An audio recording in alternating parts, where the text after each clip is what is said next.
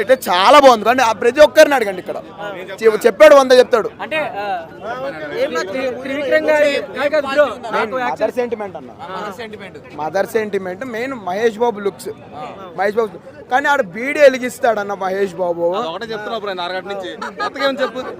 ఇవి నాకైతే ఇవే నచ్చింది అన్న. యాక్చువల్లీ త్రివిక్రమ్ గారి సినిమాలు అక్కడక్కడ కొన్ని సీన్స్ తీసి సినిమా తీసారని చాలా మంది చెప్పారు. కొద్దిగా ఉన్నాయి అన్న, కొద్దిగా ఇప్పుడే నేను ఇప్పుడే చూసాను. మహేష్ బాబు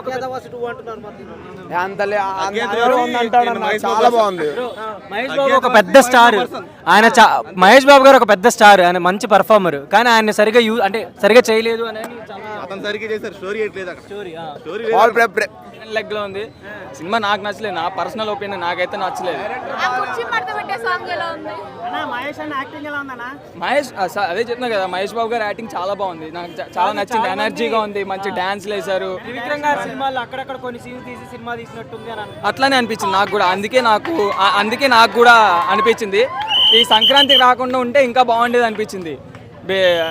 సంక్రాంతికి రాకుండా ఉంటే సరిపోయింది. ఆల్రెడీ నాకు ఎందుకు అజ్ఞాతవాసి ఎఫెక్టే దీనికి కూడా కొట్టిందేమో అనిపించింది చాలా వరకు.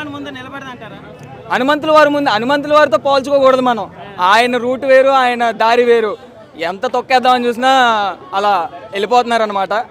సో దానికి దీనికి అసలు పోటీ లేదు. గురూజీ మనం అట్లా చెప్పలేము. ఒక్క సినిమాతో గురూజీ పని అయిపోయిందంటే మనం అనలేము. అది ఆయన మళ్ళీ ఇంకో కంబ్యాక్ ఇస్తారు. నెక్స్ట్ అల్లు అర్జున్తో ఉందనుకుంటు కదా.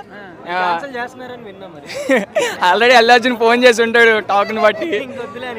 అది తమ్మన్ మ్యూజిక్ కూడా అరవింద్ సమేతలో పెన్మిటి సాంగ్ తీసుకొచ్చి కొట్టినట్టు అనిపించింది. కొన్ని చోట్ల బ్యాక్గ్రౌండ్ కూడా నాకేం అంత అనిపించలేదు.